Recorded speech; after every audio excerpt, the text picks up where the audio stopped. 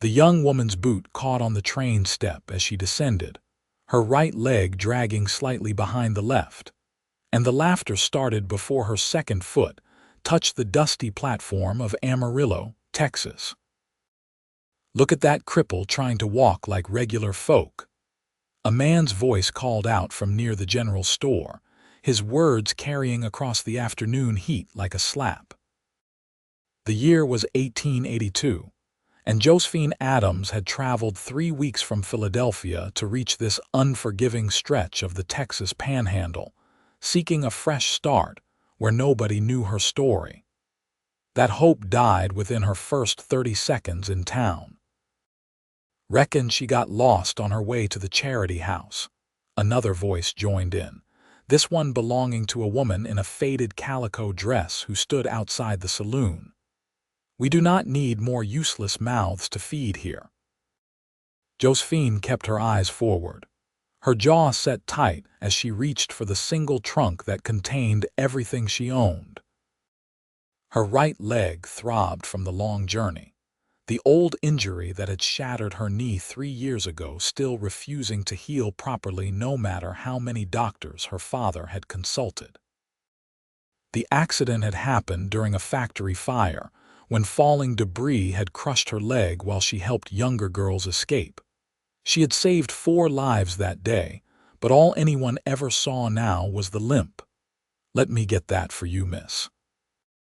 The voice came from directly beside her, low and steady, cutting through the mockery like a knife through butter. Josephine turned to find a tall man in worn denim and a dusty hat, his sun-darkened face serious beneath the shadow of the brim. His eyes were the color of creek water, green, brown, and clear, and they looked at her without pity or disgust, just simple recognition of another human being who needed assistance. "I can manage," Josephine said automatically, her pride bristling even as her hands struggled with the trunk's weight. "Did not say you could not," the man replied, already lifting the trunk as though it weighed nothing. "Just saying you do not have to." He nodded toward the bugboard wagon hitched nearby. "Name is Pierce Keller. I work the cattle ranch north of here." "You must be the new teacher we have been expecting." Josephine blinked in surprise. "How did you know?" "Town this size. Word travels faster than wildfire," Pierce said, settling her trunk into his wagon bed with practiced ease. "School board mentioned hiring someone from back east. You are the only stranger who has come through in 2 months." He turned back to her, and for the first time she saw the faintest hint of something like respect in his expression. "Takes courage to come out here alone." "Takes desperation," Josephine corrected, then immediately wished she could take the words back. She did not know this man, did not know if he was someone who could be trusted with even that small glimpse of vulnerability. But Pierce just nodded like he understood perfectly. Sometimes desperation and courage look the same from the outside. He gestured toward the wagon seat. "Schoolhouse is on the far end of town, living quarters attached. I will take you there if you want, or I can point the way if you would rather walk." Another burst of laughter came from the direction of the saloon, and Josephine felt her cheeks burn. She glanced at Pierce, expecting to see judgment or mockery finally creeping into his features, but his jaw had only tightened slightly, his gaze flickering toward the saloon with clear disapproval before returning to her. "I would appreciate the ride," Josephine said quietly, and Pierce offered his hand to help her up onto the wagon seat. His palm was calloused and warm, his grip firm but careful, and he did not flinch or pull away when her bad leg required an extra moment to find purchase on the step. The wagon rolled forward through the dusty main street of Amarillo, past buildings that looked like they had been thrown together with whatever lumber happened to be available, past men in dusty clothes and women with sun-weathered faces who stopped their activities to stare at the newcomer. Josephine felt every gaze like a weight pressing down on her shoulders, but she kept her spine straight and her eyes forward. "Do not let them get to you," Pierce said after a long moment of silence. "People out here are hard because the land is hard. They forget sometimes that strength comes in different forms."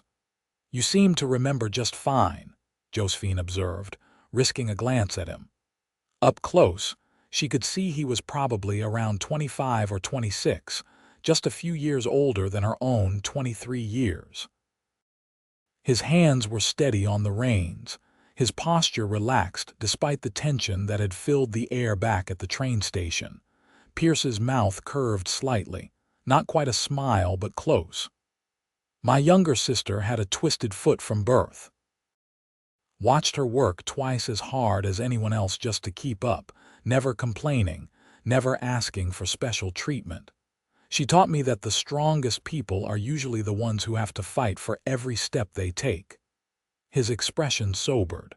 "She died 2 winters ago. Fever took her."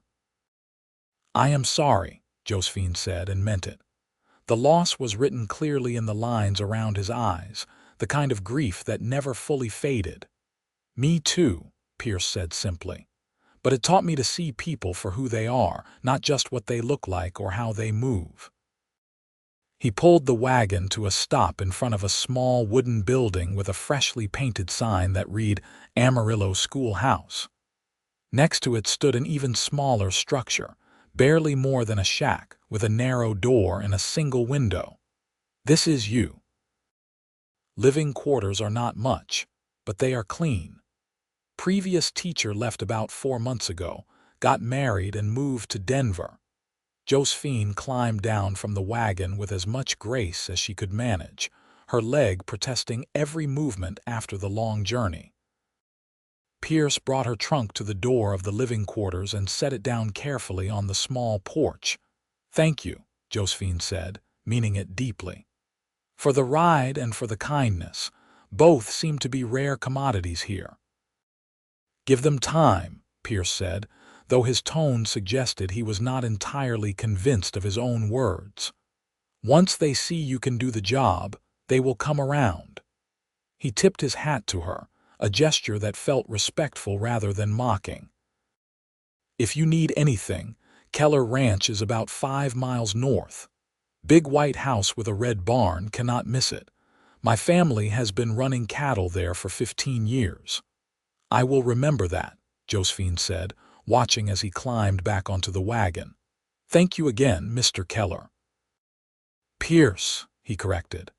"Out here, we do not stand much on formality."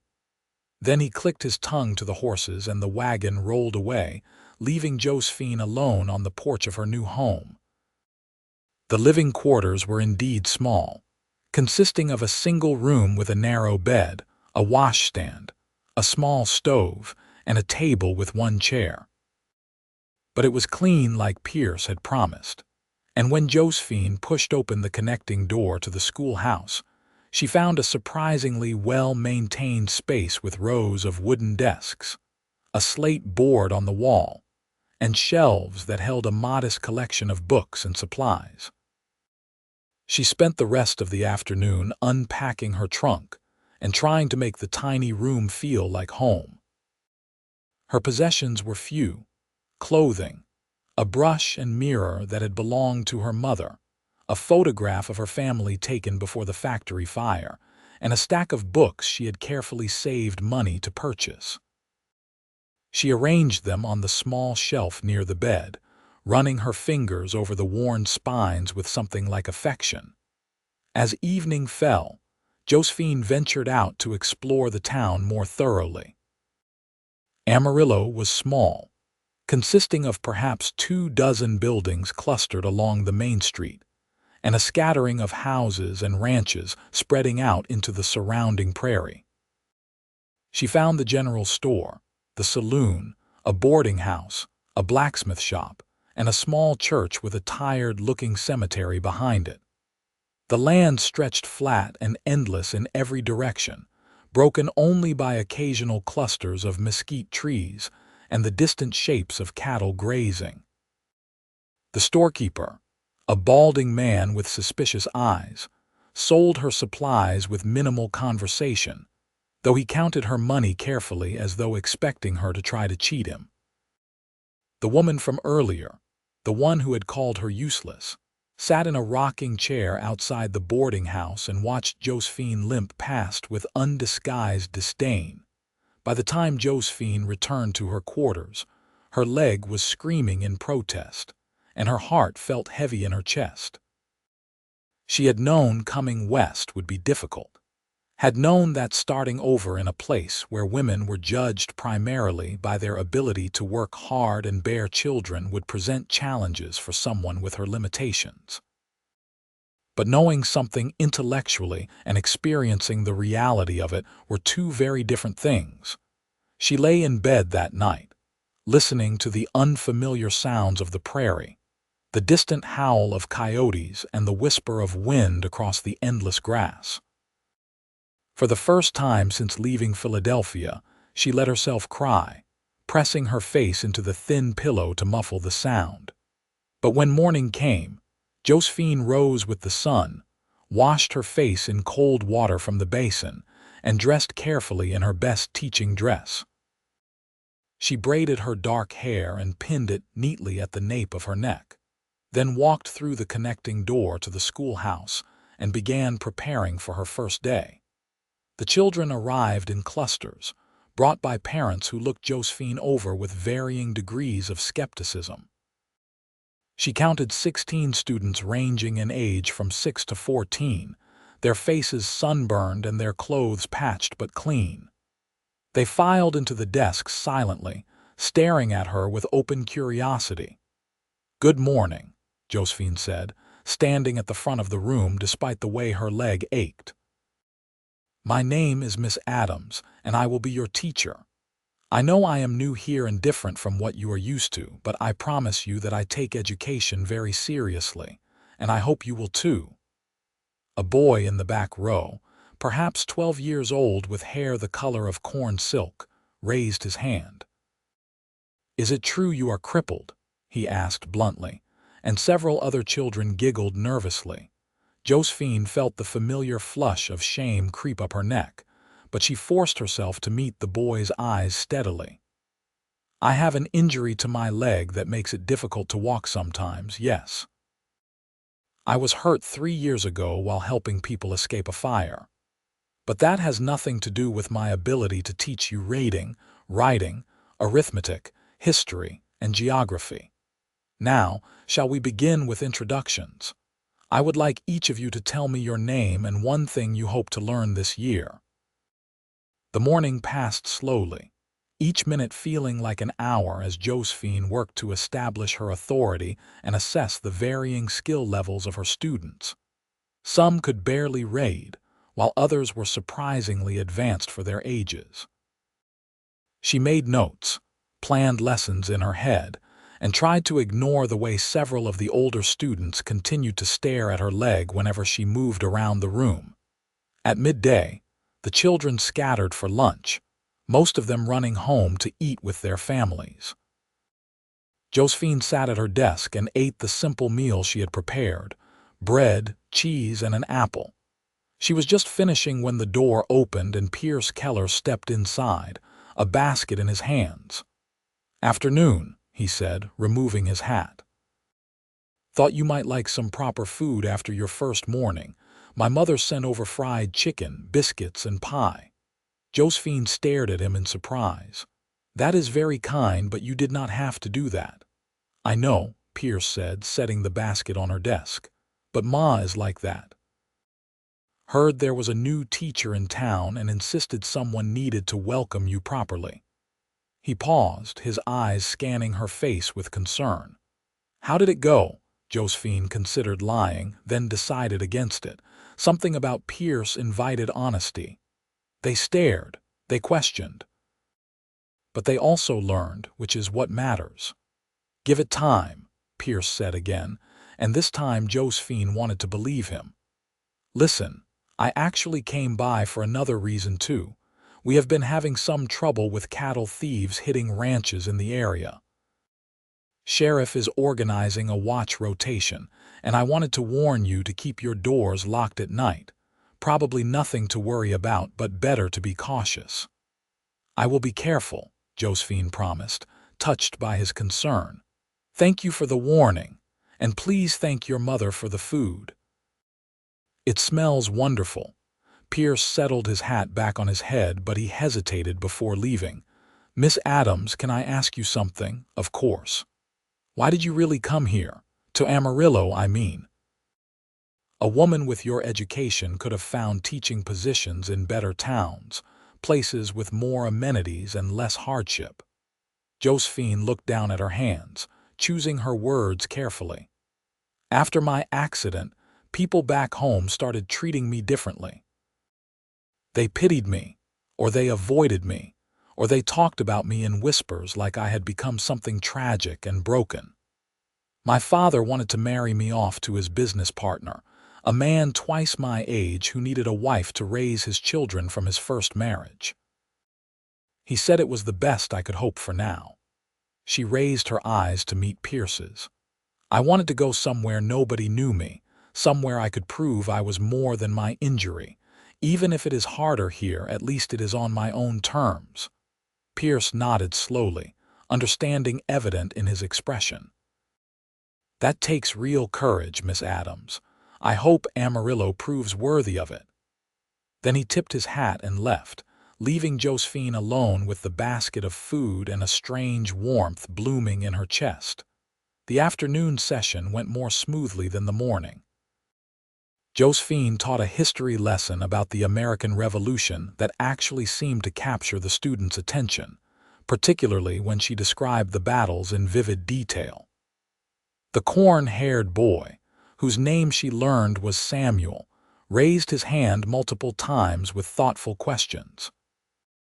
A young girl named Mary, perhaps 10 years old, lingered after the others left. Miss Adams, she said shyly, clutching her slate. I just wanted to say I think you are very brave. My aunt has a bad leg too, and people are mean to her sometimes, but you do not seem scared of them. Josephine felt tears prick her eyes but blinked them back. Thank you, Mary. That means a great deal to me. And just between us, I am scared sometimes. But being brave does not mean never being scared. It means doing what you need to do even when you are frightened. Mary smiled and ran off, leaving Josephine to close up the schoolhouse with a lighter heart than she had expected to feel. Over the next 2 weeks, Josephine settled into a rhythm. She rose early, taught her classes, spent evenings grading work and preparing lessons. The children slowly began to warm to her, particularly after she organized a spelling bee that had them all competing enthusiastically.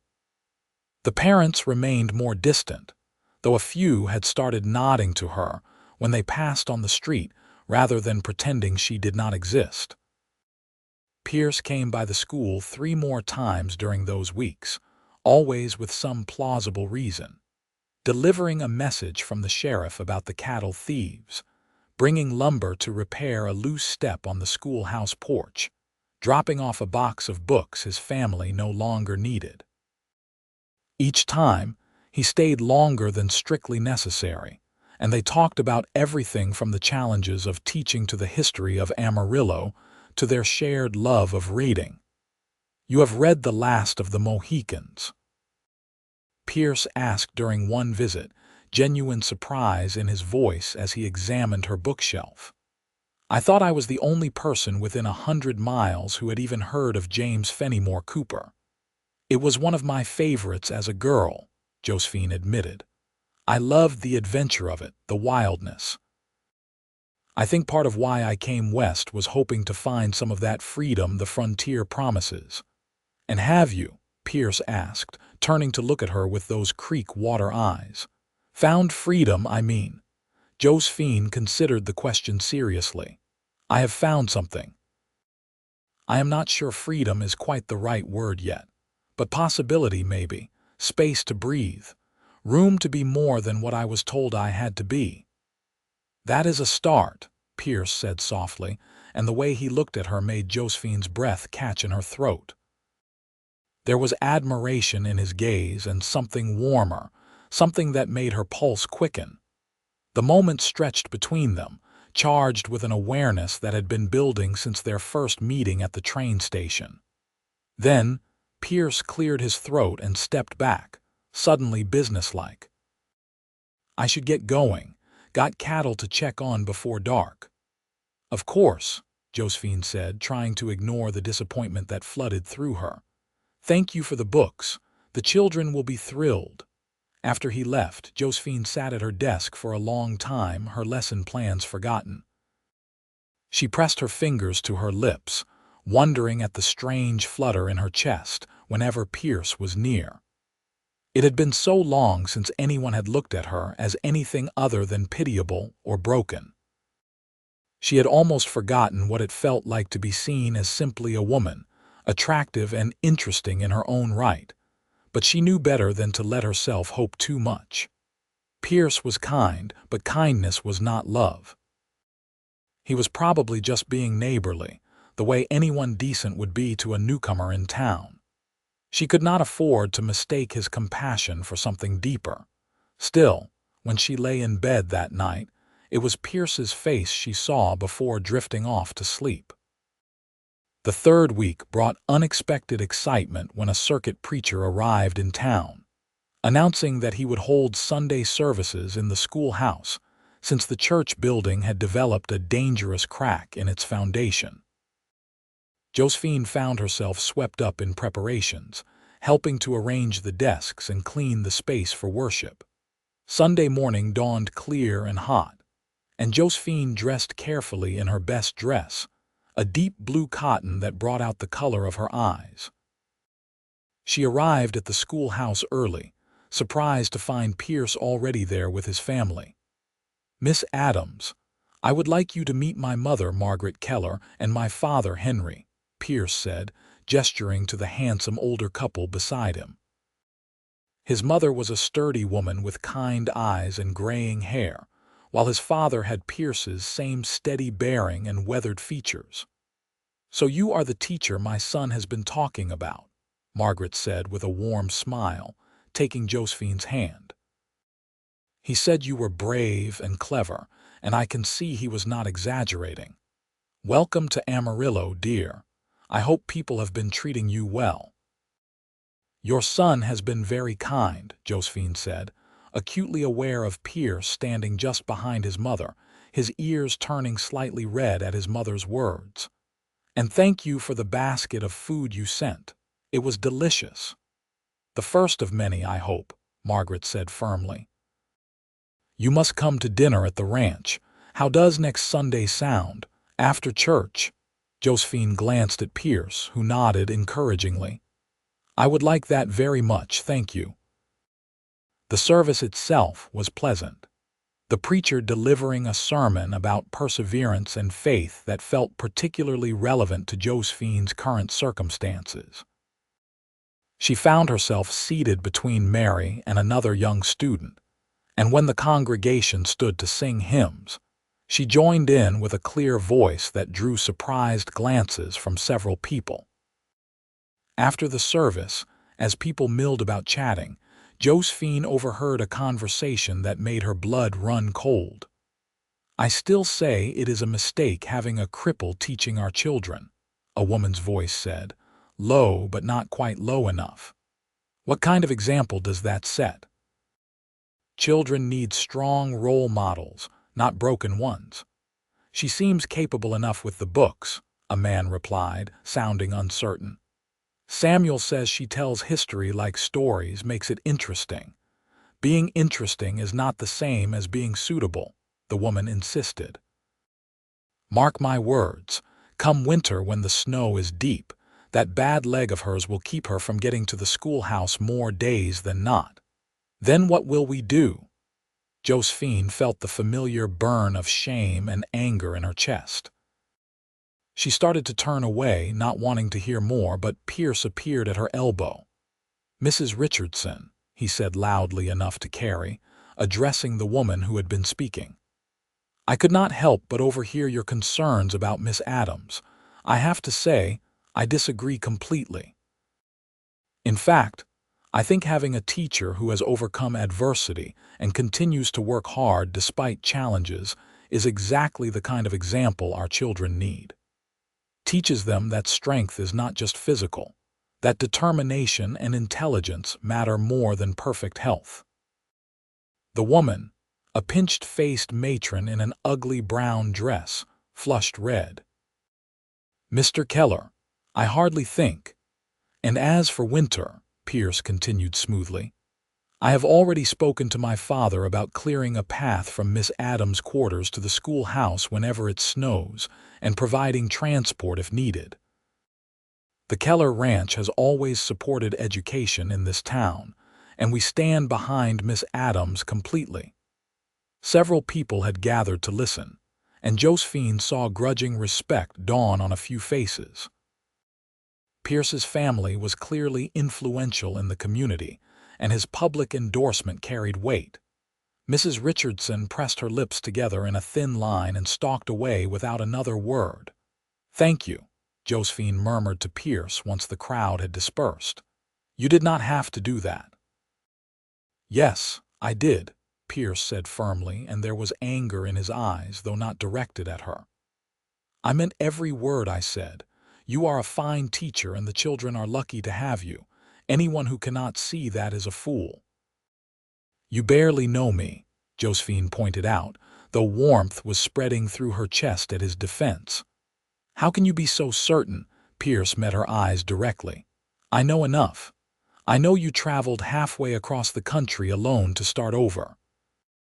I know you face down hostile stares every day without complaint. I know you have the children actually excited about learning for the first time in years. And I know you saved 4 lives in that factory fire, even though it cost you dearly." He paused, then added more softly, "I know courage when I see it, Miss Adams, and you have more of it than just about anyone I have ever met." Josephine felt tears threatening and blinked them back furiously. "How did you know about the factory fire? I never told you the details." "I wrote to some contacts I have back east," Pierce admitted. "Asked them to find out about a factory fire in Philadelphia 3 years ago involving a woman named Josephine Adams. Wanted to know your story before I—" He trailed off, looking uncomfortable. "Before you what?" Josephine pressed, her heart suddenly beating very fast. Pierce looked away out the window at the dusty street beyond.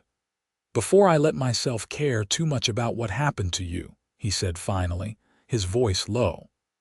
"I have a bad habit of collecting strays and lost causes, according to my mother. Wanted to make sure I knew what I was getting into." "And what did you decide?"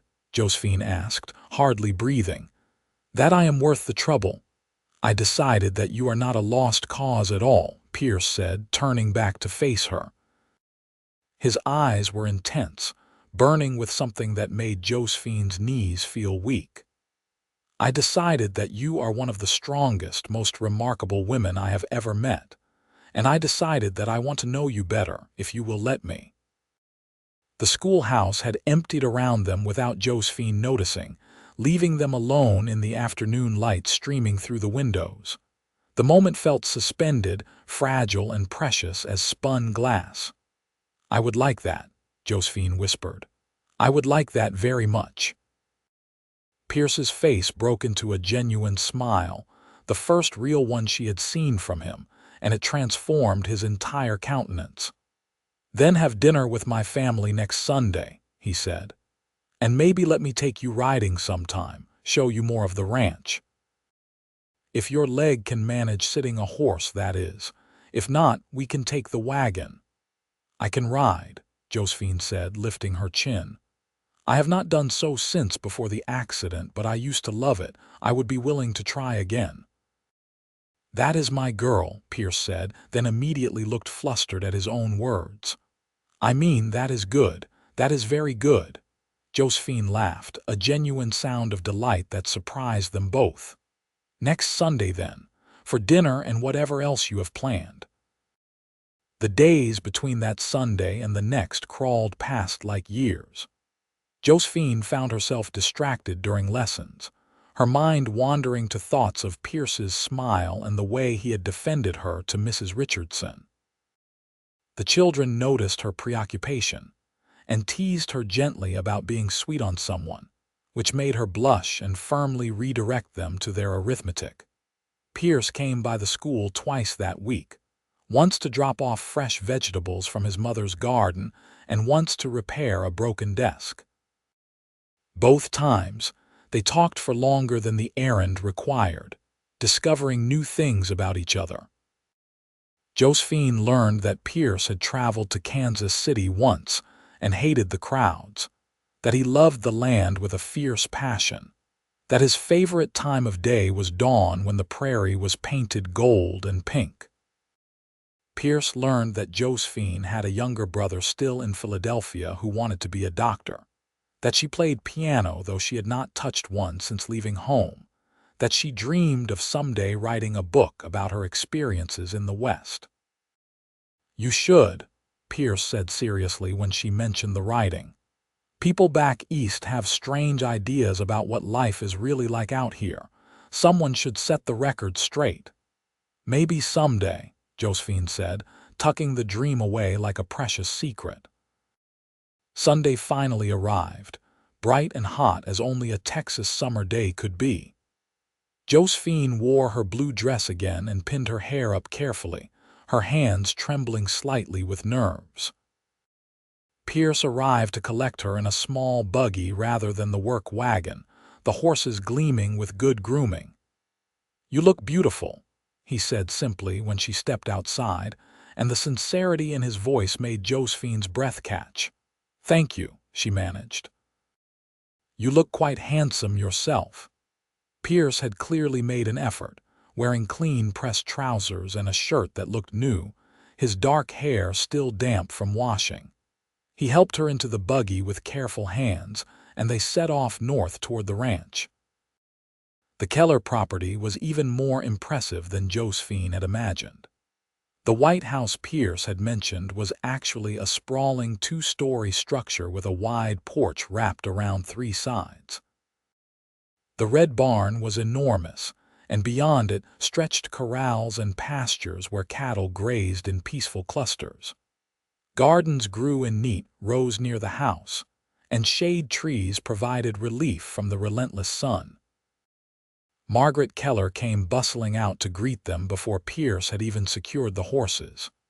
"Josephine, I am so glad you could come. Please come inside where it is cooler. I have lemonade waiting." The interior of the house was surprisingly comfortable, furnished with sturdy pieces that had clearly been hauled long distances at great expense. Books lined shelves in the parlor, and samplers decorated the walls. It felt like a real home, warm and welcoming in a way that Josephine's small room never quite managed. Dinner was a feast. Roasted beef, potatoes, beans, fresh bread, and 3 different kinds of pie for dessert. Henry Keller proved to be a man of few words but deep thoughtfulness, asking Josephine intelligent questions about her teaching methods and nodding approvingly at her answers. Margaret kept the conversation flowing, sharing stories about Amarillo's early days and the challenges of building a ranch from nothing.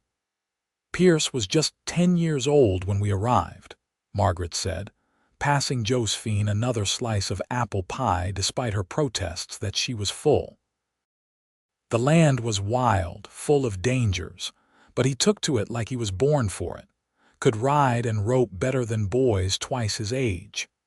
"Ma, she does not need to hear childhood stories," Pierce protested, his ears red again. "Of course she does," Margaret said firmly. "How else will she get to know you properly?"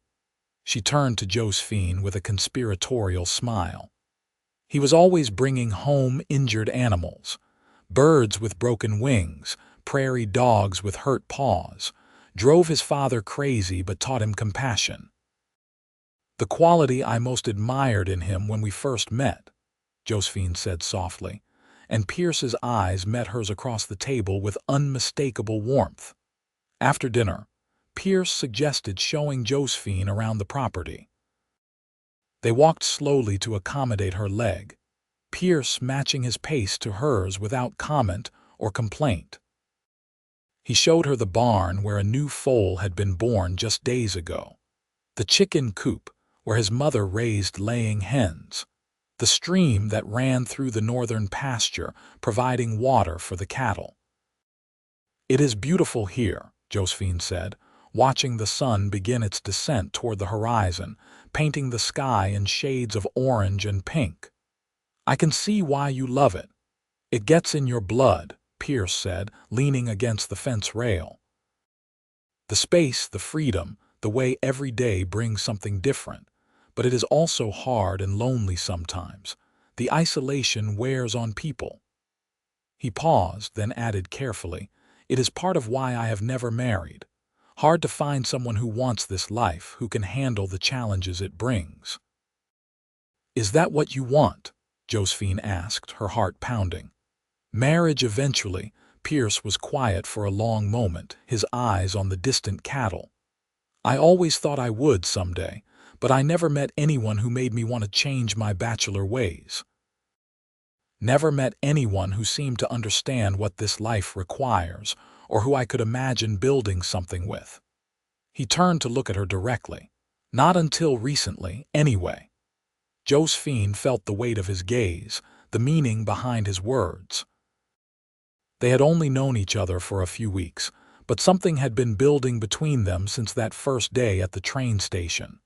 An understanding, a connection that felt both fragile and incredibly strong. "Pierce," she started, then stopped, not sure what she wanted to say. "I know it is too soon," Pierce said quickly. "I know we barely know each other, that you are still settling into your new life here, but I need you to know that I care about you, Josephine. Not because I pity you or want to rescue you, but because I admire you. Because talking to you makes me happy in a way I have not felt in a long time. Because when I think about the future now, I see you in it." Tears were sliding down Josephine's cheeks before she even realized she was crying. "I care about you too," she whispered. "So much it frightens me. I came here thinking I would focus on teaching, on proving myself, on building a life alone. I was not looking for this. But here you are, and I cannot seem to help the way I feel." Pierce reached out slowly, giving her time to pull away if she wanted. When she did not, he cupped her face in his calloused hands, his thumbs gently wiping away her tears. "We do not have to rush anything," he said softly. "We can take this as slow as you need. I just wanted you to know where I stand, what I hope for. If you decide I am not what you want, I will respect that. But if there is a chance you might feel the same way." Josephine stood on her toes, ignoring the protest from her bad leg, and kissed him. It was soft and quick, barely more than a brush of lips, but it felt like a promise. When she pulled back, Pierce was staring at her with wonder in his eyes. "I feel the same way," Josephine said firmly. "I do not know where this will lead or how we will make it work, but I want to try. If you are willing to be patient with me, to let me find my footing in this new life while also figuring out what this is between us." "I will wait as long as you need," Pierce promised, and sealed the words with another kiss, deeper this time, full of barely restrained feeling. They stood together as the sun set completely, wrapped in each other's arms, and for the first time since arriving in Texas, Josephine felt truly home. The next few weeks passed in a haze of happiness mixed with the usual challenges of daily life. Josephine continued teaching, and slowly but surely, the town began to accept her. More parents nodded to her on the street, and Mrs. Richardson even grudgingly admitted that her son's reading had improved dramatically. The children grew more confident in their studies, and Josephine found deep satisfaction in watching them learn and grow. Pierce came by the school regularly, no longer bothering with flimsy excuses for his visits. They would walk together in the evenings, talking about everything and nothing, sharing dreams and fears and small daily observations. On Sundays, Josephine had dinner with the Keller family, becoming increasingly comfortable in their warm, noisy household. Margaret treated her like a daughter, teaching her about gardening and preserving food for winter. Henry discussed books and current events with her, clearly pleased to have someone who could debate ideas intelligently. And Pierce courted her with a sweetness that made her heart ache. He brought her wildflowers picked from the prairie. He carved her a wooden bookmark when he noticed her using scraps of paper. He helped her students build a small library shelf when he heard them complaining about having no place to store their readers.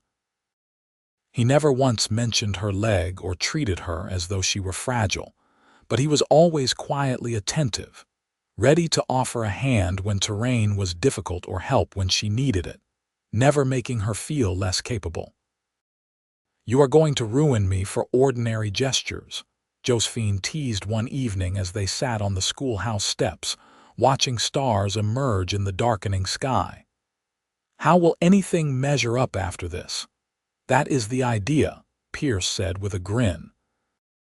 "I want to set the standard so high that you will never even consider anyone else." "I think you managed that at the train station," Josephine admitted, "when you were the only person who saw me as human rather than broken." Pierce's expression turned serious. "You have never been broken, Josephine. Injured, yes, but not broken. There is a difference. Not everyone sees it that way."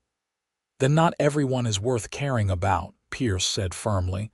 He took her hand, lacing their fingers together. "I have been thinking about something, about the future." Josephine's heart began to race. "What about it?" "I want you in mine," Pierce said bluntly. "Permanently. But I know you have your teaching, your independence. I do not want to take that away from you, so I have been trying to figure out how we could make it work." He took a deep breath. "What if, when you are ready, we got married but you kept teaching? The schoolhouse is not that far from the ranch. We could build you a better space, something connected to our home but separate enough that you could have students there. Or I could bring you into town every morning and pick you up every evening. Whatever would make you happiest." Josephine stared at him, her mind reeling. "You would do that, support me continuing to teach after marriage?" "Why would I not?" Pierce asked, genuinely confused. "You are brilliant at it and you love it. I would never ask you to give up something that brings you joy and purpose." He squeezed her hand. "I fell in love with a teacher, Josephine, with a strong, independent woman who knows her own mind and is not afraid to stand up for what she believes in. I do not want to change you. I just want to spend my life beside you, supporting you in whatever you choose to do." "You fell in love with me," Josephine whispered, focusing on the most important part of his speech. Pierce's eyes widened slightly, as though he had not realized what he had said.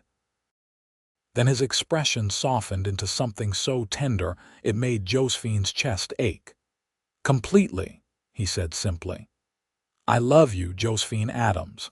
I think I started falling that first day when you insisted on carrying your own trunk, too proud to accept help even when you clearly needed it. And I have been falling deeper every day since." "I love you too," Josephine said, the words coming easily because they were so obviously true. "I did not think I would ever find someone who could see past my injury to who I really am. Did not think I would ever be anything other than a burden or an object of pity. But you make me feel strong and capable and beautiful. You make me feel like myself again." Pierce pulled her close, and they kissed under the emerging stars, a kiss full of promise and hope and the kind of love that could withstand anything the harsh frontier might throw at them. "So, is that a yes?" Pierce asked when they finally pulled apart, both slightly breathless. "Will you marry me when you are ready? No rush, but will you at least think about it?" "Yes," Josephine said immediately. "Yes to thinking about it, yes to wanting that future with you, yes to all of it." She laughed at his surprised expression. "Did you think I would need more convincing?" "Honestly, I was prepared to make arguments and plead my case for the next hour, Pierce admitted, grinning. This is much better. They sat together on the steps talking and planning until the night grew cool and Pierce insisted on walking her to her door. He kissed her goodnight with a sweetness that made her toes curl, then waited until she was safely inside before heading back to his horse. Josephine lay in bed that night, her heart too full for sleep. Everything she had hoped to find when she came west was finally within her grasp: independence, respect, purpose, and now love. It seemed too good to be true, and a small part of her waited for something to go wrong.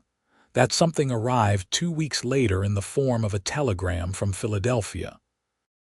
Josephine was in the middle of a geography lesson when the telegraph operator's son burst into the schoolhouse, waving a yellow paper. "Telegram for Miss Adams," he announced breathlessly. "Said it was urgent." Josephine's hands shook as she took the telegram, her mind immediately jumping to worst-case scenarios. She dismissed the children for an early recess and opened the paper with trembling fingers. "Father very ill, stop asking for you, stop come home. If possible stop brother James." Josephine sank into her chair, the telegram fluttering to the desk. Her father, the stern man who had wanted to marry her off like damaged goods, who had never quite forgiven her for saving those factory girls instead of protecting herself. He was ill and asking for her. Despite everything, he was still her father. Pierce found her there an hour later, still sitting frozen at her desk. "The telegraph operator mentioned you received bad news," he said gently, coming to kneel beside her chair. "What happened?" Josephine handed him the telegram wordlessly. Pierce read it quickly, his expression darkening with concern. "When do you need to leave?" "I do not know if I should," Josephine said dully. "He never approved of me coming here. Never understood why I could not just accept my circumstances and be grateful someone was willing to marry me despite my damaged leg. Why should I drop everything to go back now?" "Because he is your father," Pierce said quietly. "And because if you do not go and something happens, you will regret it for the rest of your life. I know you, Josephine. You are not someone who leaves things unresolved. What about the school, the children?" "I will talk to the school board. We will find someone to cover your classes temporarily. Mrs. Richardson's daughter went to normal school back east. She could probably manage for a few weeks," Pierce said, then added firmly, "I am coming with you." Josephine looked up sharply. "You cannot just leave the ranch." "My father can manage without me for a while. You are not making that journey alone, Josephine. Not again." Pierce took her hands, his grip warm and reassuring. "We are in this together now, remember. Your problems are my problems, your family is my family. Let me help you." Tears spilled down Josephine's cheeks. "What did I do to deserve you? You stepped off a train with your head held high despite everyone mocking you," Pierce said. "You showed me what real strength looks like. Now let me be strong for you when you need it." They left Amarillo 3 days later, after frantic preparations and arrangements. The school board reluctantly agreed to Mrs. Richardson's daughter teaching temporarily, though several members expressed doubts about Josephine's commitment. Pierce ignored their comments, making it clear he would personally ensure Josephine returned to her position when she was ready. The journey east was long and exhausting, made bearable only by Pierce's steady presence beside her. He entertained her with stories when she was bored, held her when she cried, and never once complained about the discomfort of long hours on trains. Josephine fell more deeply in love with him with every passing mile. Philadelphia was exactly as she remembered, and yet completely foreign. The crowds felt suffocating after months of prairie openness. The buildings loomed too tall, blocking out the sky. The noise was overwhelming: horses, carriages, vendors shouting, factory whistles. Pierce took her hand and held tight, anchoring her to the present. Her family home was a narrow brownstone in a respectable neighborhood. Josephine's younger brother James answered the door, his face drawn with exhaustion and worry. At 19, he looked much older than when she had left. "Josie," he breathed, pulling her into a fierce hug. "Thank God you came. He has been asking for you constantly." He pulled back, noticing Pierce for the first time. "And you are Pierce Keller," Pierce said, offering his hand. "Josephine's fiancé." Josephine blinked in surprise at the word, which they had not officially used yet, but Pierce just gave her a small smile and squeezed her hand. James shook Pierce's hand warmly. "Thank you for bringing her. Come in, both of you. Father is upstairs. The doctor says it is his heart. It could be days or weeks. There is no way to know."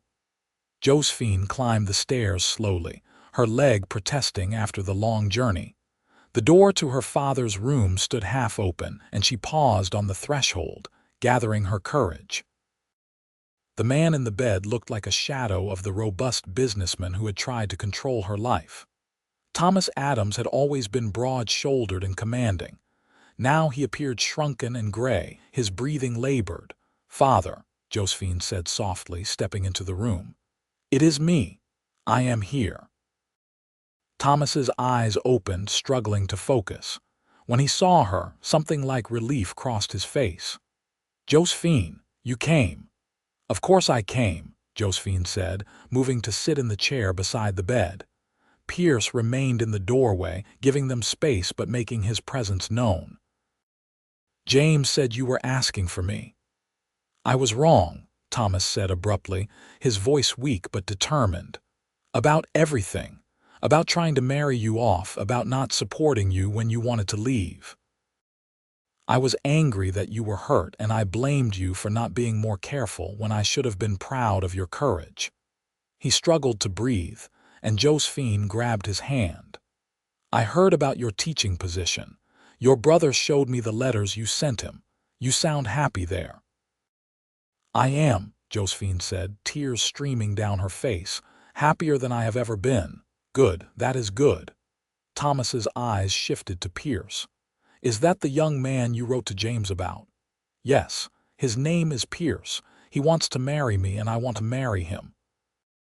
Thomas studied Pierce for a long moment. "You love my daughter."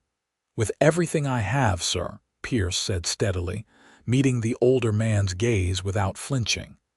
"She is the strongest, most remarkable woman I have ever met. I will spend the rest of my life making sure she knows it." A ghost of a smile crossed Thomas's face. "Then you are a wiser man than I was." He turned back to Josephine. "I want you to be happy, daughter. I want you to have the life you choose, not the one I tried to force on you. Can you forgive a stubborn old man?"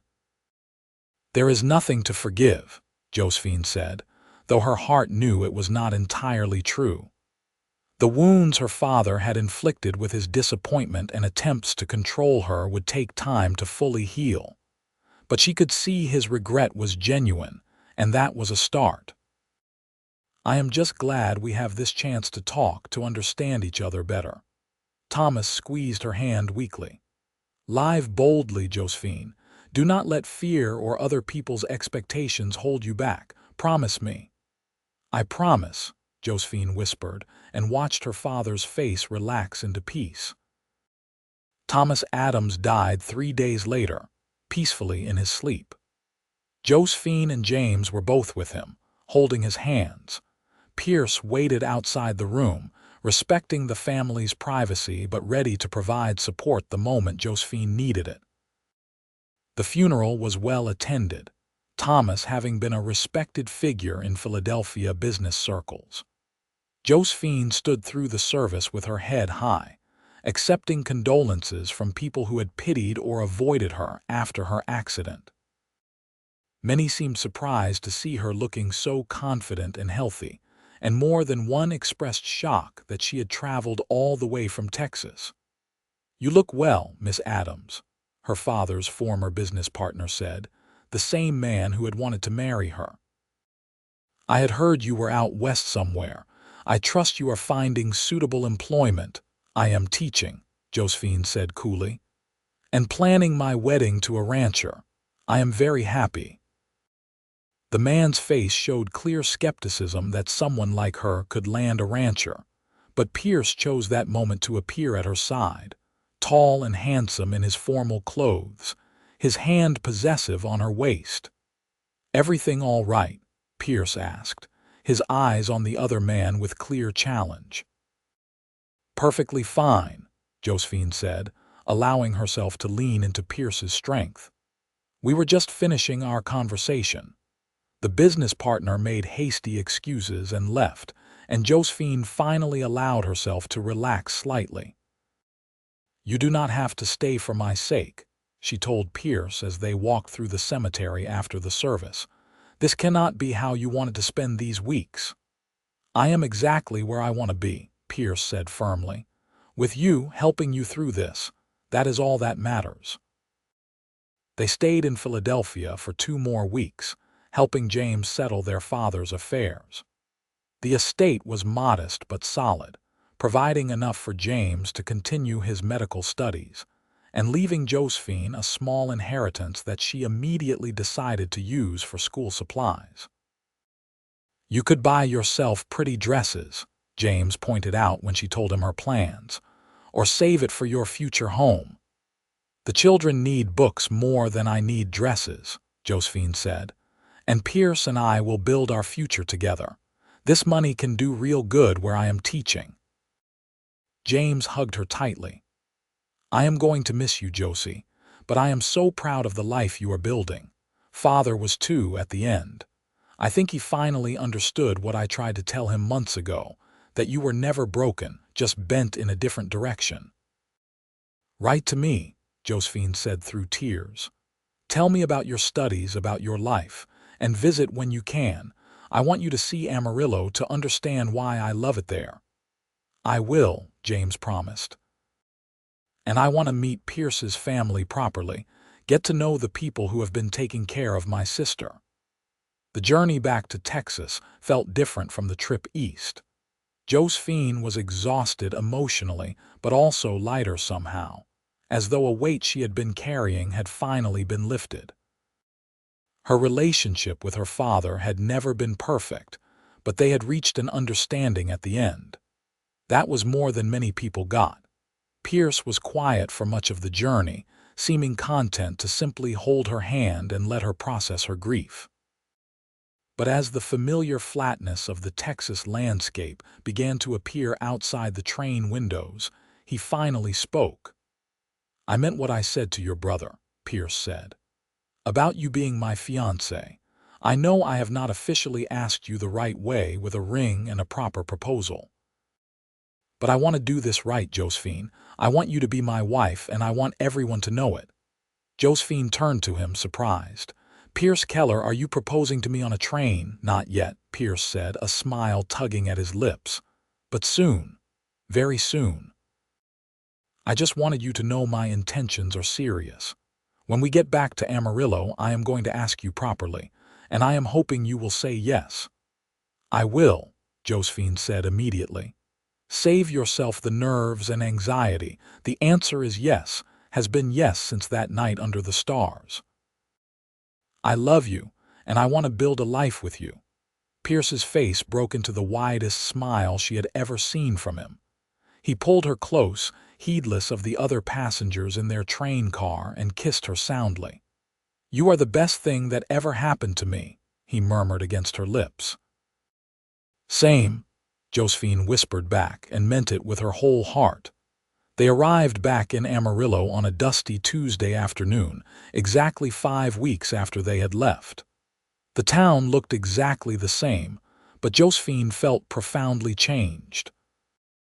She had made peace with her past, laid her father to rest, and committed fully to her future with Pierce. Now she just needed to reclaim her place in this community she was learning to call home. The school board meeting that evening was tense. Mrs. Richardson's daughter had apparently struggled with classroom management, and several parents had complained. But there were also parents who expressed concerns about whether Josephine was truly committed to staying in Amarillo, given her sudden departure. "My father was dying," Josephine said firmly, standing before the 5 board members with Pierce beside her for moral support. "I went to say goodbye and settle his affairs, but I am back now and I am ready to continue teaching. This is my home. These children are my students. I have no intention of abandoning them." "What about when you marry?" one board member asked, nodding toward Pierce. "Everyone knows you two are courting. Once you are Mrs. Keller, will you still want to teach?" "Yes," Josephine said without hesitation. "Pierce supports my teaching, and we have already discussed how to make it work. I will continue in my position as long as you will have me and the children continue to learn." The board members exchanged looks. Finally, the chairman nodded. "All right, Miss Adams, you can have your position back. But we expect consistency from now on. No more sudden departures. The only way I would leave again is if someone else I love is dying," Josephine said. "And I sincerely hope that does not happen for many years. You have my word that I am committed to this school and this town." That seemed to satisfy them, and Josephine walked out of the meeting feeling victorious. Pierce caught her up in a hug, spinning her around despite her startled laugh. "That is my girl," he said proudly. "Standing up for yourself, demanding what you deserve." "I learned from the best," Josephine said, cupping his face in her hands. "You taught me that I did not have to accept less than I was worth." Pierce set her down gently, suddenly looking nervous. "About that proper proposal I promised." "Pierce, you do not have to do this right now," Josephine started, but Pierce was already dropping to one knee in the dusty street, pulling a small box from his pocket. "Josephine Adams," Pierce said, looking up at her with those clear creek water eyes. "You walked into my life on a train platform and everything changed. You are brilliant and brave and beautiful, and I love you more than I thought it was possible to love anyone. I promise to support your dreams, to stand beside you through every challenge, to see you for exactly who you are and love every part of you. Will you marry me?" He opened the box to reveal a simple gold band set with a small but perfect sapphire. Josephine felt tears streaming down her face as she nodded, her voice caught in her throat. "Yes," she finally managed. "Yes, yes, yes." Pierce slid the ring onto her finger, then stood and pulled her into his arms. They kissed deeply, and somewhere nearby someone whooped with joy. Josephine pulled back to see several townspeople had gathered to watch, including Margaret and Henry Keller, both beaming with approval. "About time you made it official," Margaret said, coming forward to embrace them both. "Welcome to the family, Josephine. Truly and officially welcome." The next few months passed in a blur of wedding preparations, mixed with teaching and adjusting to life, as Pierce's acknowledged fiancé. The town's attitude toward Josephine continued to shift, particularly after she successfully organized a harvest festival that brought the whole community together. Even Mrs. Richardson grudgingly admitted that the new teacher had some good qualities. Josephine and Pierce decided on a December wedding, wanting to be married before the worst of winter, but after the fall cattle drive was complete. They would live at the Keller Ranch, where Pierce and his father were building an addition to the house that would give them privacy while keeping them close to family. True to Pierce's word, they also worked out arrangements for Josephine to continue teaching. Pierce would bring her to town each morning and pick her up each evening, a routine he claimed to look forward to because it guaranteed he would see her twice daily. "You are going to get tired of making that trip," Josephine warned as they discussed the logistics one evening. "Never," Pierce said firmly. "Seeing you is the best part of my day. Why would I tire of that?" The wedding took place on a clear December afternoon in the small church, which had finally gotten its foundation repaired. Josephine wore a dress of cream-colored silk that Margaret had helped her sew, with a veil of delicate lace. Pierce wore a new suit that made him look devastatingly handsome, his eyes never leaving her face as she walked down the aisle on James's arm. Her brother had traveled from Philadelphia for the occasion, taking a break from his medical studies. He gave her away with tears in his eyes, whispering, "Father would be happy for you, Josie. I know he would." The ceremony was simple but beautiful, the words of the vows feeling more like a promise than a formality. When the preacher pronounced them man and wife, Pierce kissed her with such tender joy that several women in the congregation dabbed at their eyes. The reception was held at the Keller Ranch, with seemingly half of Amarillo in attendance. There was food and music and dancing, with Pierce carefully waltzing Josephine around the cleared barn floor, mindful of her leg but never making her feel limited. "How are you feeling, Mrs. Keller?" Pierce whispered as they danced, and Josephine shivered with pleasure at her new name. "Happy," she said simply. "Happier than I ever imagined being. Is this real? Sometimes I feel like I will wake up and find it was all a dream." "Very real," Pierce assured her, pulling her closer. "You are mine now, and I am yours. Forever." That night, in the privacy of their new rooms, Pierce made love to her with exquisite tenderness, mindful of her injury but never making her feel fragile. He worshipped every inch of her body, showing her without words how beautiful he found her, how complete she made him feel. "I love you," Josephine whispered as they lay tangled together afterward, her head on his chest. "I love you so much it frightens me sometimes." "I love you too," Pierce murmured, pressing a kiss to her hair. "And you never have to be frightened. I am not going anywhere. This is forever, Josephine. You and me building a life together." The first year of marriage brought adjustments and challenges, but also deep contentment. Josephine continued teaching, finding new joy in her work now that she had a true home to return to each evening. Pierce managed the ranch with his father, building the cattle operation into one of the most successful in the region. They settled into comfortable routines, shared breakfasts before the drive to town, quiet evenings reading together, Sundays with extended family. Margaret taught Josephine more about running a household, and Josephine helped Margaret establish a small lending library in town. The townspeople who had once mocked her limp now greeted her respectfully, having seen her dedication to their children's education. More than one parent expressed gratitude for the difference she had made in their child's life. Mrs. Richardson even asked Josephine to tutor her youngest son privately, a request that felt like final acceptance. "You have done what you set out to do," Pierce told her one evening as they sat on their porch watching the sunset. "You proved yourself, showed them all who you really are. You should be proud." "I am," Josephine said, leaning into his warmth.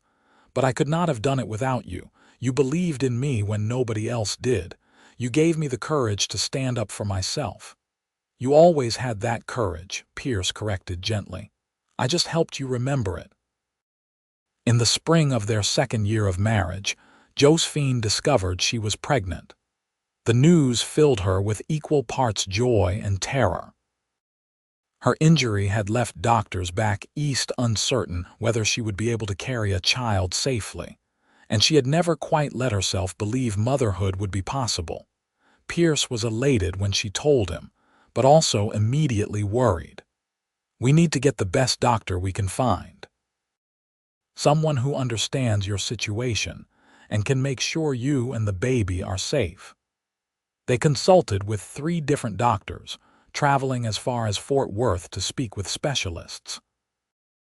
All agreed that Josephine's leg injury should not prevent her from carrying a child, though the extra weight might make walking more difficult in later months. They advised caution and rest, which Pierce took to mean Josephine should stop teaching immediately. Absolutely not, Josephine said firmly when he suggested it. Women work through pregnancy all the time. I will be careful, but I am not giving up my students just because I am expecting. They compromised.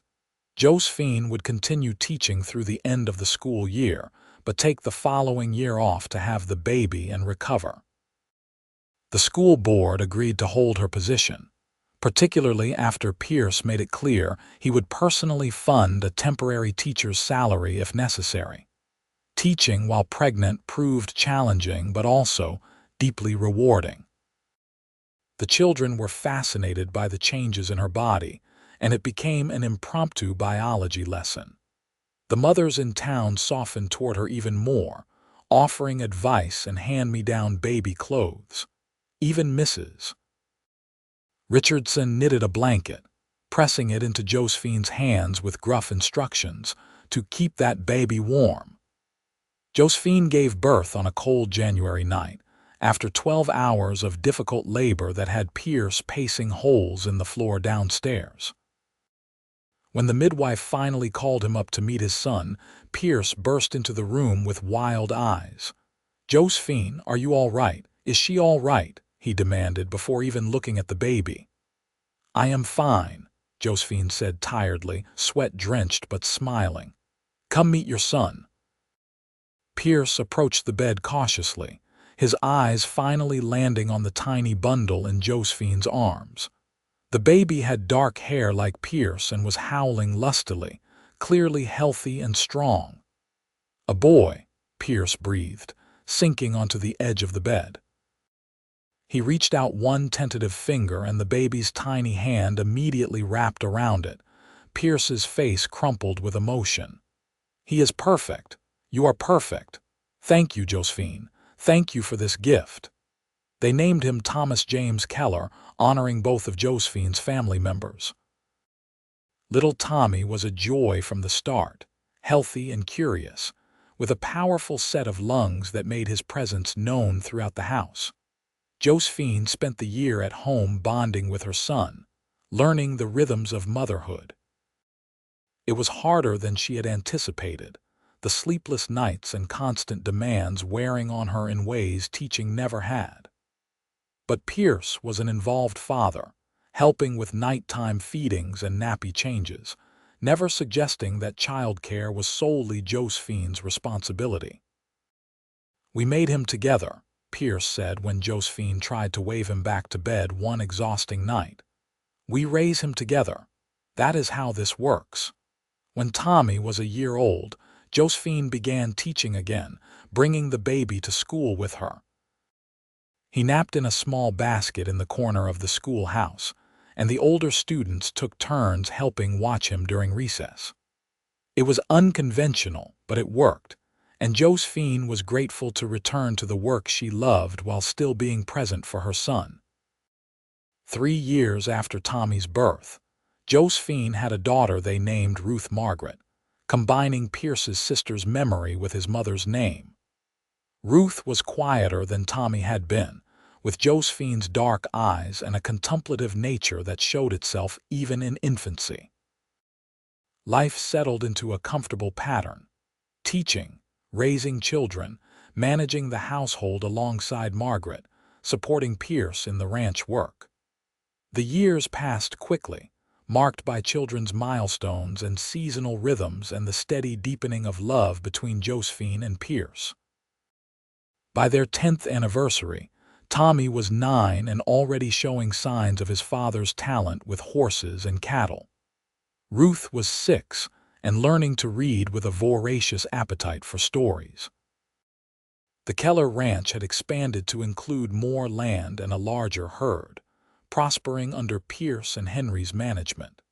Josephine had also finally begun writing the book she had dreamed about, documenting her experiences coming west and the reality of frontier life. She worked on it in the evenings after the children were asleep, Pierce reading over her shoulder and offering suggestions. "This is going to be important," Pierce said one night, reading a passage about her first day in Amarillo. "People need to hear this perspective to understand what women really face out here." If anyone will publish it, Josephine said doubtfully, but Pierce just shook his head. They will. How could they not? Your story is remarkable. The book was published 2 years later by a press in New York, creating a small sensation among readers interested in the West. Josephine received letters from women across the country, many of them sharing their own stories of overcoming adversity and finding strength in unexpected places. You did it, Pierce said, holding a copy of the published book with obvious pride. You told your story and people are listening. We did it, Josephine corrected. None of this would have been possible without you. You gave me the foundation to build from, the love and support that made everything else possible. On their 15th anniversary, Pierce planned a surprise. A week-long trip to San Antonio, just the two of them while Margaret and Henry watched the children. It was the first time they had been alone together for more than a day since Tommy's birth, and it felt like a second honeymoon. They explored the city, visited the Alamo, ate in restaurants, and spent long hours in their hotel room rediscovering each other without the constant interruptions of children and ranch work. Josephine felt young again, remembering the woman who had stepped off the train in Amarillo so many years ago, frightened but determined. I was so scared that day, she told Pierce as they sat on the hotel balcony watching the sun set over the city. I thought I had made a terrible mistake, that I would never fit in or find my place. And now, Pierce asked, pulling her close. Now I cannot imagine my life any other way, Josephine said simply. This is home. You are home. Everything I went through to get here was worth it. Pierce kissed her temple. You know what I remember most about that day? The way you held your head up despite everyone mocking you, the strength in your eyes even though I could see you were hurting. I thought, there is a woman who will not be defeated by circumstances. There is someone special. You saw all that in one glance, Josephine teased.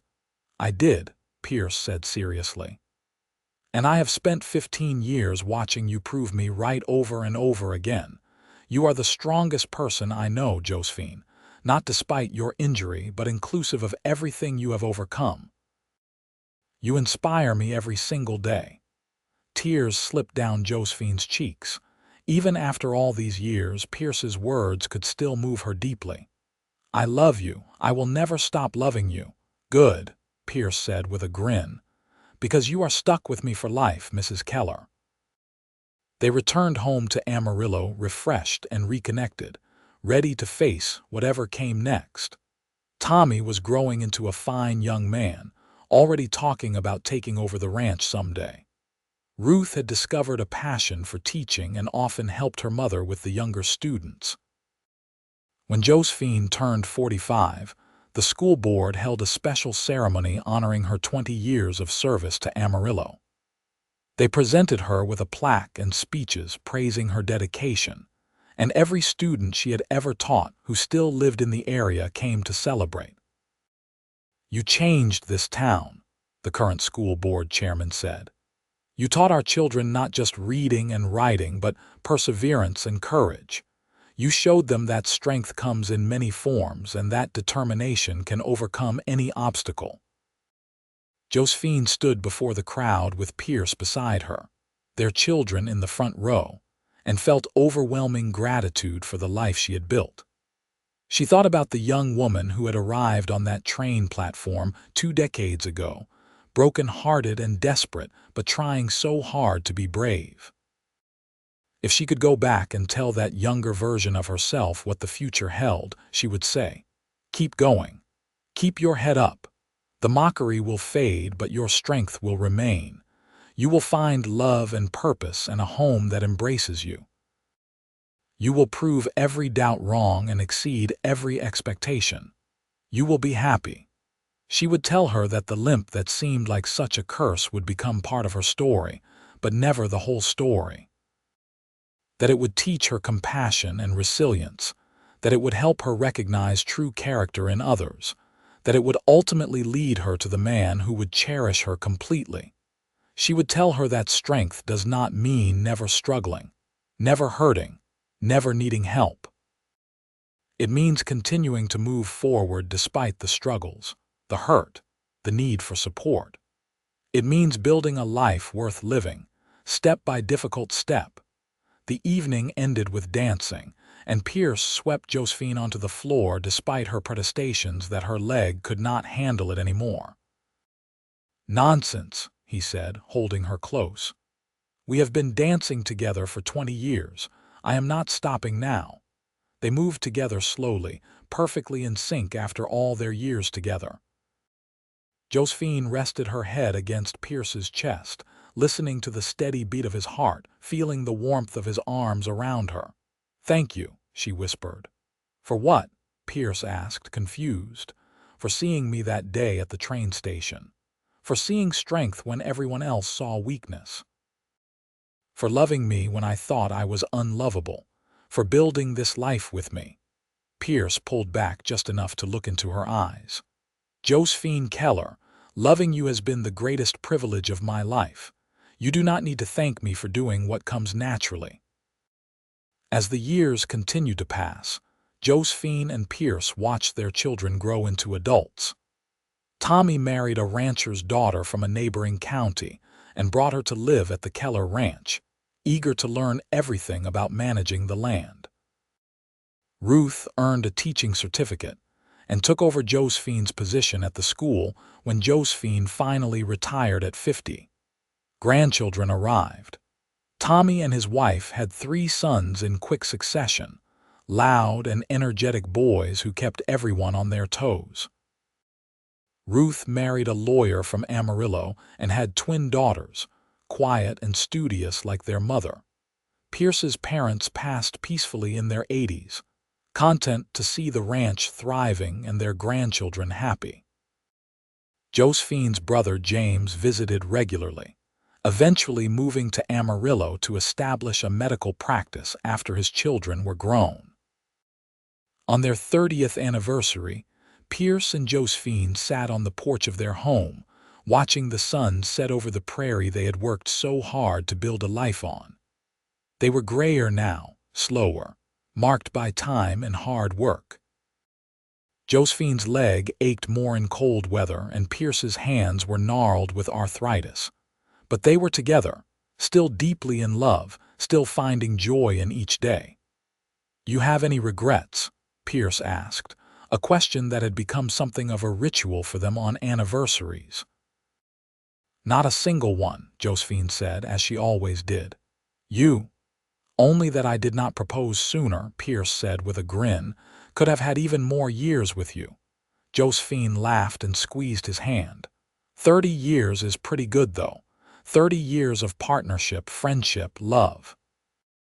30 years of building something that will outlast us." She gestured toward the fields where Tommy was teaching his oldest son to rope cattle, toward the house where Ruth's twins were helping their grandmother with dinner, toward the schoolhouse visible in the distance, where a new generation of students was learning to read and write and dream. "We did this," she said softly. "We created this legacy, and it started because you saw something in me that day at the train station, something worth believing in." "I saw you," Pierce corrected. "Just you exactly as you were. That was always enough, Josephine, more than enough." They sat together as the sun completed its descent, painting the sky in shades of gold and crimson. The land stretched endless around them, harsh and beautiful, the same prairie that had witnessed their meeting, their courtship, their marriage, their entire life together. Josephine thought about the journey that had brought her here, about the pain and fear that had driven her west, about the courage it had taken to step off that train knowing she would face mockery and judgment. She thought about how close she had come to accepting a smaller life, to believing she was broken and diminished. And she thought about the cowboy who had seen something different, who had looked at her limp and seen strength instead of weakness, who had given her back her sense of self-worth and then built a life with her based on mutual respect and genuine love. "I would do it all again," she said suddenly. "Every hard moment, every struggle, every painful step. I would do it all again to end up right here with you." Pierce raised her hand to his lips and kissed it gently. "Same. Every single bit of it. You are my greatest adventure, Josephine Keller." As stars began to emerge in the darkening sky, they remained on the porch, two people who had found each other against all odds and created something beautiful from broken pieces. The prairie wind whispered around them, carrying the sounds of family and home, of cattle lowing in distant fields and children laughing inside the house. It was not the life Josephine had imagined when she was young, before the accident that had changed everything. It was better. It was real and hard-won and deeply satisfying in ways her younger self never could have understood. She had come to Amarillo expecting to rebuild her life alone, to find independence and purpose separate from romantic love. Instead, she had found a partner who enhanced everything she was, who supported her dreams while building their own together. She had found a community that had learned to see past surface differences to recognize real value. She had found home. The limp that had defined her for so long had become just another part of who she was, no more significant than the color of her eyes or the sound of her laugh. It was there, it affected her life, but it did not limit her happiness or determine her worth. She had learned that wholeness and perfection were not the same thing, that a life could be complete even when the body was not. And she had learned that true love saw past physical limitations to the person within, that the right partner did not just accept limitations, but helped transcend them through unwavering support and belief. Pierce stood, offering his hand to help Josephine rise. Her leg protested, as it always did after sitting too long, but his steady grip gave her the support she needed to find her feet. Together, they walked inside to join their family for dinner, moving as they always had, side by side, step by step, stronger together than either could ever be alone. The story that had begun with mockery and judgment had transformed into one of love and triumph. The woman who had been told she was broken had proved herself whole in the ways that mattered most. And the cowboy who had seen strength in every step had been proven right beyond his wildest dreams. They had built a good life, a full life, a life that would echo through generations in the children and grandchildren who carried their legacy forward. And it had all started with a simple choice: to see each other clearly, to offer and accept help, to believe in possibilities rather than limitations.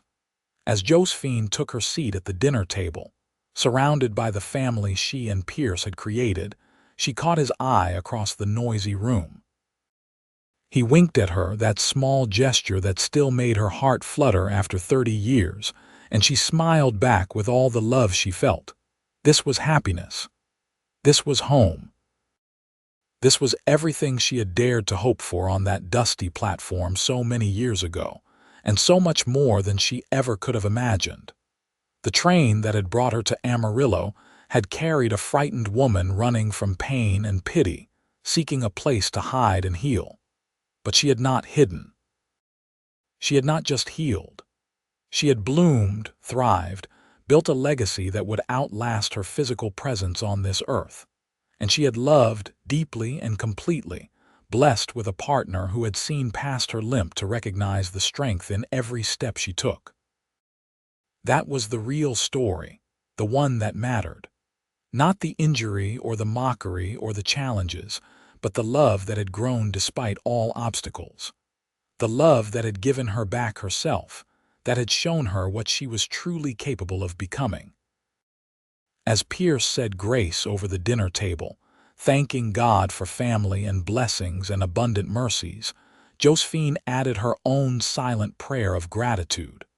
For the courage that had brought her west, for the people who had become her true family, for the children who carried her legacy forward, And most of all for the cowboy who had seen her, truly seen her, and chosen to spend his life walking beside her.